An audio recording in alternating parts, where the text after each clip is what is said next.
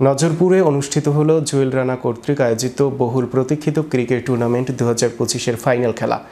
এই জমকালো আয়োজনে স্থানীয় গণ্যমান্য ব্যক্তিবর্গ ও বিপুল সংখ্যক ক্রীড়ামোদী দর্শকদের উপস্থিতিতে টুর্নামেন্টকে করে তোলে আরও প্রাণবন্ত।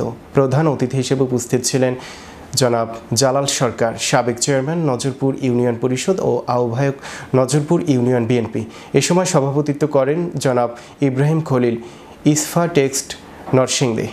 সহ সভাপতি ছিলেন জনাব জাহাঙ্গীর আলম, সাবেক মেম্বার নজরপুর ইউনিয়ন ও যুগ্ম আহ্বায়ক নজরপুর ইউনিয়ন বিএনপি।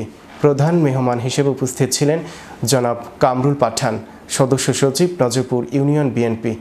উদ্বোধক হিসেবে টুর্নামেন্টের সূচনা করেন জনাব রাজা সরকার, সমাজসেবক বুদিয়ামারা। পৃষ্ঠপোষকতা করেন জনাব খলিল মিয়া, নজরপুর ইউনিয়ন বিএনপি। বিশেষ শুভেচ্ছা প্রদান করেন সাব্বির ভুইয়া, সারা বাংলা ম্যারাথন চ্যাম্পিয়ন ও আতাউর রহমান, যুবনেতা নজরপুর ইউনিয়ন বিএনপি। খেলা পরিচালনার দায়িত্বে ছিলেন গোলজার হোসেন, ওমর খান, মুক্তার হোসেন, সাব্বির, সাগর, রাব্বি, অপু, নাহিদ, লাদেন, সুজন, আকিব ও মামুন।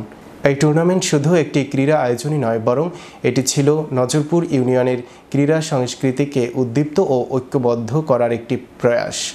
আয়োজক জুয়েল রানার প্রতি কৃতজ্ঞতা জানিয়ে উপস্থিত সকলে আশা প্রকাশ করেন ভবিষ্যতেও এ ধরনের আয়োজন নিয়মিতভাবে অনুষ্ঠিত হবে।